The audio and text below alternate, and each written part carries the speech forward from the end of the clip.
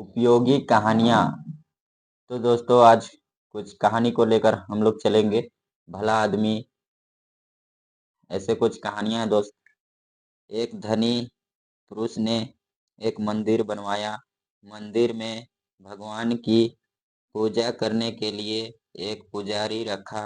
मंदिर के खर्चे के लिए बहुत सी भूमि, खेत और बगीचे मंदिर के नाम लगवाए। उन्होंने ऐसा प्रबंध किया था कि जो मंदिर में भूमि भूखे, दीन दुखी या साधु संत आवे, वे वहां 2-4 दिन ठहर सके और उनको भोजन के लिए भगवान का प्रसाद मंदिर से मिल जाया करे।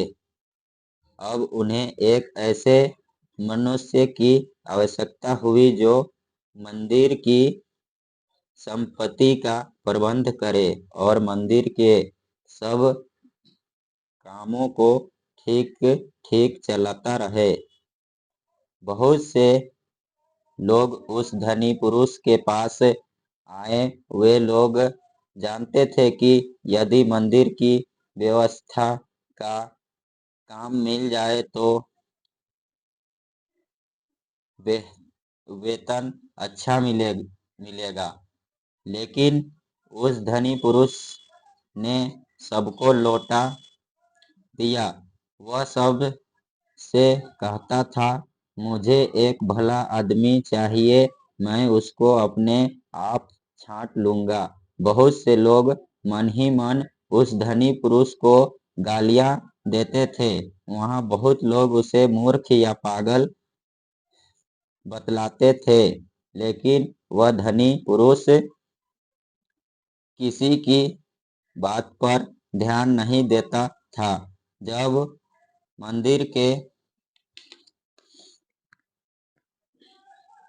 मंगल बहुत सीधा और सच्चा था।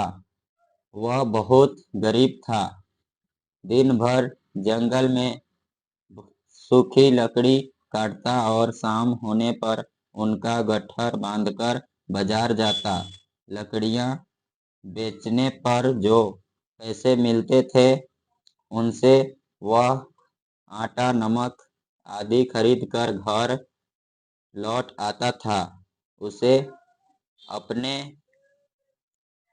परिश्रम की कमाई पर पूरा संतोष था। एक दिन मंगल लकड़ी काटने जंगल में गया था। एक नदी के किनारे एक पेड़ की सूखी डाल काटने वह पेड़ पर चढ़ गया। डाल काटते समय उसकी कुल्हाड़ी लकड़ी में से ढीली होकर निकल गई और नदी में गिर गई। मंगल पेड़ पर से उतर आया। नदी के पानी में उसने कई बार डुबकी लगाई, किंतु उसे अपनी कुल्हाड़ी नहीं मिली। मंगल दुखी होकर नदी के किनारे दोनों हाथों से सिर पकड़कर बैठ गया। उसकी आंखों से आंसू बहने लगे। उसके पास दूसरी कुल्हाड़ी खरीदने को पैसे नहीं थे। कुल्हाड़ी के बिना वह अपना और अपने परिवार का पालन कैसे करेगा? यह बड़ी भारी चिंता उसे सता रही थी। वन के देवता को मंगल पर दया आ गई। वे बालक का रूप धारण करके प्रकट हो गए और बोले, भाई तुम क्यों रो रहे हो? मंगल उन्हें प्रणाम किया और कहा, मेरी कुल्हाड़ी पानी में गिर गई। अब मैं लकड़ी कैसे काटूंगा और अपने बाल बच्चों का पेट कैसे भरूंगा? देवता ने कहा, रो मत, मैं तुम्हारी कुल्हाड़ी निकाल देता हूँ। दोस्तों वीडियो को स्किप नहीं करिएगा और पूरा कहानी सुनिए दोस्तों। कहानी समझने के लायक है दोस्तों। आगे कहानी है दोस्तों। देवता ने पानी में डुबकी लगाई और एक सोने की कुल्हाड़ी लेकर निकले। उन्होंने कहा, तुम अपनी कुल्हाड़ी लो। मंगल ने सिर उठाकर देखा और कहा, यह तो किसी बड़े आदमी की कुल्हाड़ी है। मैं गरीब आदमी हूँ, मेरे पास कुल्हाड़ी बनाने के लिए सोना कहाँ से आएगा? यह तो सोने की कुल्हाड़ी है। देवता ने दूसरी बार फिर डुबकी लगाई और चांदी की कुल्हाड़ी निकालकर वे मंगल को देने लगे। मंगल ने कहा, महाराज, मेरे भाग्य खोटे हैं।